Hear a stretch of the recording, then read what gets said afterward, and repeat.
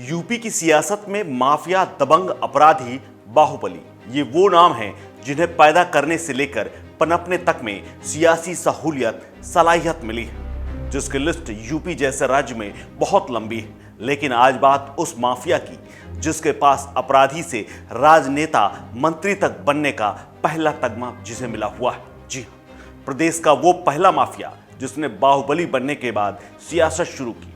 उससे पहले बाहुबली हुए लेकिन सियासत से हमेशा दूर रहे। लेकिन पूर्वांचल के इस माफिया ने अपने बाहुबल से सियासत का रास्ता तय कर दिया। कहते हैं कि देश की राजनीति का अपराधीकरण यहीं से शुरू हुआ था। उसके बाद माफिया बनकर राजनेता बनने की परंपरा से शुरू हो गई।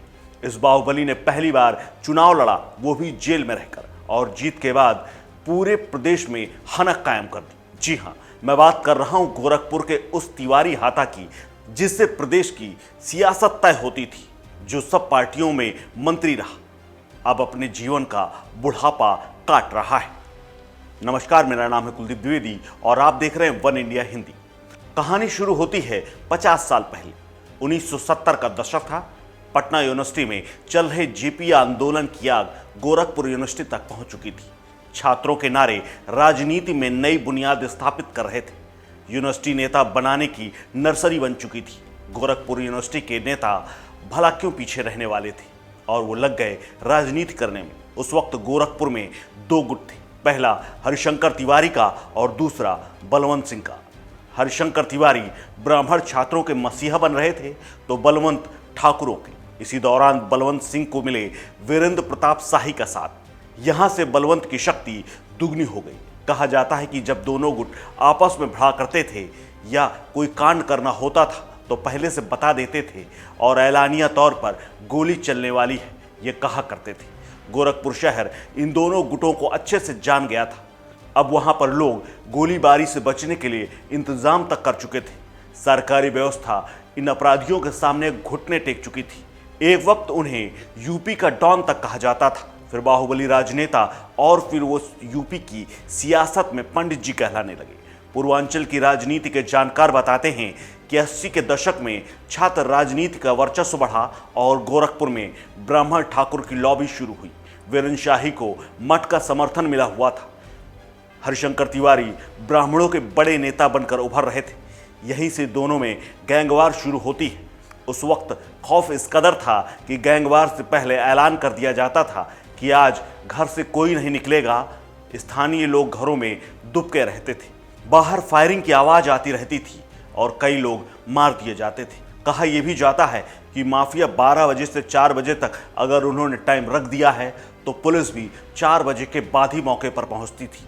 वीरेंद्र शाही अपने जमाने में महाराजगंज में, तो हरिशंकर तिवारी गोरखपुर में दरबार लगाते थे। लोग अपनी समस्याओं को थाने या कचहरी ले जाने की बजाय इनके दरबार में पहुंचते और तुरंत निपटारा हो जाता था।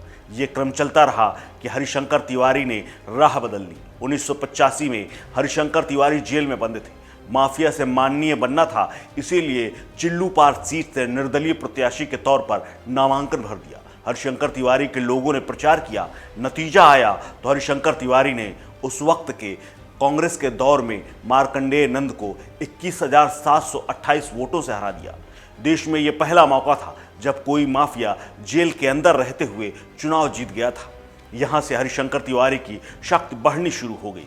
उन्हें राजनेता जानने पहचानने लगे। इसी दौर में गोरखपुर से ही वीर बहादुर सिंह सीएम बने। उनकी आधी ताकत प्रदेश को संभालने में और आधी गोरखपुर अपने गृह क्षेत्र में माफियाओं को संभालने में लगी रहती थी। कहा जाता है कि माफियाओं को कंट्रोल करने के लिए उन्होंने गुंडा एक्ट बनाया। कहा तो यह भी जाता है कि दरअसल गुंडा एक्ट तिवारी और शाही जैसे दोनों माफियाओं पर नकेल कसने के लिए बनाया गया था।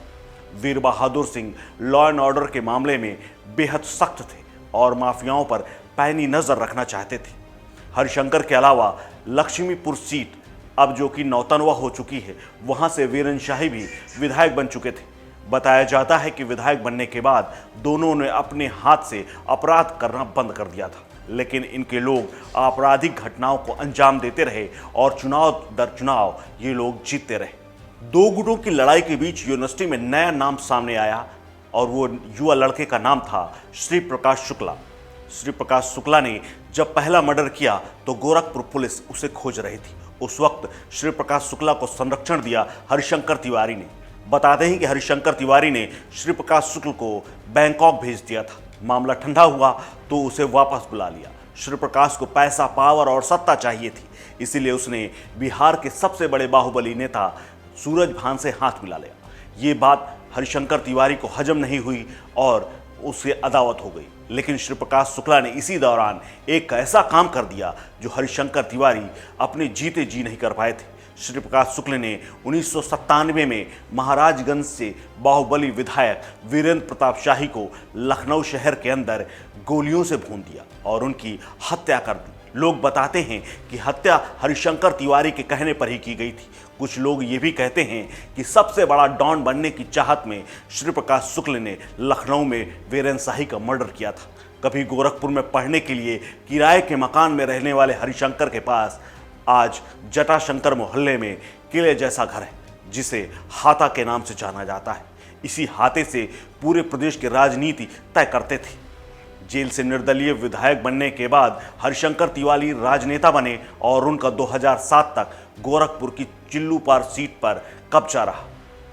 खास बात यह है कि हरिशंकर तिवारी इस दौर में अलग अलग दलों की जरूरत बनते रहे। 1998 में कल्याण सिंह ने अपनी सरकार में उन्हें मंत्री बनाया तो बीजेपी के अगले मुख्यमंत्री रामप्रकाश गुप्ता और राजनाथ सिंह की सरकार में भी मंत्री बने। इसके बाद मायावती सरकार में मंत्री बने और साल 2003 से 2007 तक मुलायम सिंह यादव की सरकार में भी मंत्री बने रहे। एक इंटरव्यू में हरिशंकर तिवारी ने खुद बताया था कि वो राजनीति में इसलिए आए क्योंकि तत्कालीन सीएम वीर बहादुर सिंह ने उनके खिलाफ झूठे मुकदमे दर्ज किए थे और उन्हें जेल भेज दिया था। 1980 की बात कहते हुए हरिशंकर तिवारी के बारे में कहा जाता है कि उनके खिलाफ गोरखपुर में 26 मुकदमे दर्ज हुए थे, जिनमें हत्या करवाना, हत्या की साजिश, अपहरण, छिनैती, रंगदारी, वसूली, सरकारी काम में बाधा डालने जैसे गंभीर आरोप लगे थे। हालांकि कभी भी किसी केस में उन्हें दोषी नहीं करार दिया गया। साल 2007 में पूर्व पत्रकार राजेश त्रिपाठी ने हरिशंकर तिवारी को मात दी। इस चुनाव में पहली बार उनकी जीत का रिकॉर्ड टूटा। राजेश त्रिपाठी बीएसपी के उम्मीदवार थे। इसके बाद 2012 में उन्हें दोबारा हार का मुंह देखना पड़ा और चौथे नंबर पर खिसक गए। 2 बार हार के बाद हरिशंकर तिवारी ने राजनीति को टाटा बोल दिया और अपनी राजनीतिक विरासत अपने बेटे विनय शंकर तिवारी को दे दी। हरिशंकर तिवारी उस उम्र में अब पहुंच चुके हैं जहां से राजनीति करना मुश्किल हो जाता है। उनके बेटे अब समाजवादी पार्टी के साथ हैं। हरिशंकर तिवारी राजनीति में भले ना हो, लेकिन गोरखपुर में मंदिर से पहले तिवारी हाता की राजनीति पूर्वांचल का बच्चा बच्चा जानता है। इस खबर में फिलहाल इतना ही। अपडेट्स के लिए बने रहिए वन इंडिया के साथ। नमस्कार।